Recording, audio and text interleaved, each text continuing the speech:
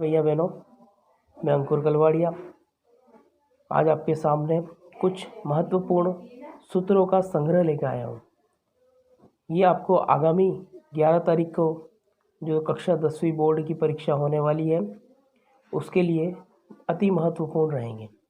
लगभग हमारे 30 ऑब्जेक्टिव्स में से लगभग 70% ऑब्जेक्टिव सूत्रों के माध्यम से ही आने वाले हैं, तो क्यों ना हम सूत्रों को अच्छी तरह से तैयार कर लें। ये सूत्र आपको परीक्षा के आखिरी समय में भी एक बार सुनने पर भी याद हो जाएंगे। आप 2 से 3 बार 4 बार आप इस वीडियो को सुनते हैं, देखते हैं, तो भी आपको ये सूत्र बहुत अच्छे से याद हो जाएंगे। इसी को देखते हुए मैं आपको ये सूत्रों का महासंकलन लाया हूँ। साथ में कुछ IMP कथन वगैरह ये जो रहेंगे इनको भी मैं आपके सामने लेके आऊँगा। विगत 9 तारीख और 10 तारीख को आपको कुछ महत्वपूर्ण IMP प्रश्नों के हल सॉल्यूशन आपको इस वीडियो के माध्यम से मिलेंगे। तो चलिए हम बातों को आगे ना बढ़ाते हुए अपने सूत्रों के संकलन को आगे बढ़ाते हैं। चलिए आइए सूत्रों के महासंग्राम को शुरू करते हैं। चैप्टर नंबर 13 इसे आप प्यार से घनाप कहते हैं। घनाप में लंबाई होती है, चौड़ाई होती है और ऊंचाई होती है। साथ ही घनाप का पृष्ठीय क्षेत्रफल बराबर 2 लंबाई गुणा चौड़ाई प्लस चौड़ाई गुणा ऊंचाई प्लस ऊंचाई गुणा लंबाई होता है। फिर आगे बात करें, घनाप का आयतन बराबर लंबाई गुणा चौड़ाई गुणा ऊंचाई होता है। फिर बात करें, घनाप का विकर्ण बराबर √L² plus B² plus H²।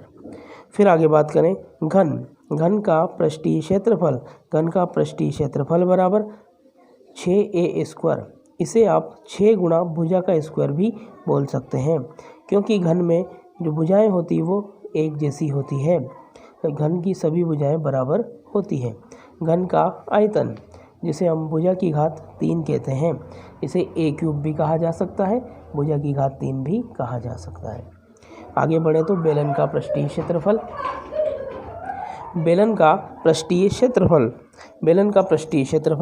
2πRh होता है। बेलन का पृष्ठीय क्षेत्रफल 2πRh। बेलन का आयतन बराबर πr²h। बेलन का आयतन बराबर πr²h। इसे बेलन कहा जाता है। पाई का मान 22/7 या 3.14। पाई का मान 22/7 या 3.14। ये जो सूत्र है, बेलन का आयतन बराबर πr²h, ये इस बार परीक्षा में आने की संभावना है 100%।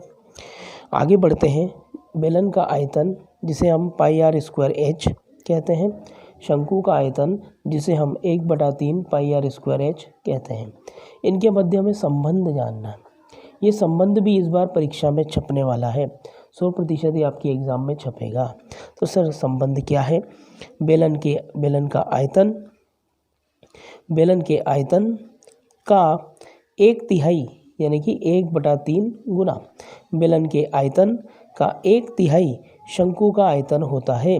बेलन के आयतन का 1/3 शंकु का आयतन होता है। बेलन के आयतन का 1/3 शंकु का आयतन होता है। आगे बात करें शंकु की, तो शंकु का पृष्ठीय क्षेत्रफल बराबर πRL होता है। शंकु का पृष्ठीय क्षेत्रफल बराबर πRL होता है। शंकु की तिर्यक ऊंचाई L बराबर √R² प्लस H²। शंकु की तिर्यक ऊंचाई L बराबर √R² प्लस H², जहाँ R बराबर त्रिज्या, H बराबर शंकु की ऊंचाई। इसे शंकु कहते हैं, इसे गोला कहते हैं। आइए बात करते हैं गोले के बारे में। गोले का पृष्ठीय क्षेत्रफल बराबर 4πr²। गोले का पृष्ठीय क्षेत्रफल बराबर 4πr²। गोले का आयतन बराबर 4/3 πr²। गोले का आयतन बराबर 4/3 πr³। गोले का आयतन बराबर 4/3 πr³। आगे बात करते हैं अर्धगोले का पृष्ठीय क्षेत्रफल। अर्धगोले का पृष्ठीय क्षेत्रफल 2πr²। 2πr²। अर्धगोला लगभग आपको कटोरे के जैसा दिखाई देता है। अर्धगोला निश्चित ही आपको कटोरे के जैसा दिखाई देता है। अर्धगोले का आयतन बराबर 2/3πr³। वृत्त का क्षेत्रफल, वृत्त का क्षेत्रफल πr²। वृत्त का क्षेत्रफल बराबर πr²। वृत्त की परिधि, वृत्त की परिधि बराबर 2πr। वृत्त की परिधि बराबर 2πr। यहाँ पर सर वृत्त होता कैसा है? बिल्कुल आपकी चूड़ी की तरह, बिल्कुल आपकी चूड़ी की तरह। सर क्षेत्रफल के बारे में कुछ कहेंगे? हाँ, क्षेत्रफल की जो इकाई होती है उसको आप वर्ग के रूप में लिखा जाता है। कैसे सर? अगर मीटर की बात हो रही हो तो मीटर स्क्वायर या वर्ग मीटर कहते हैं।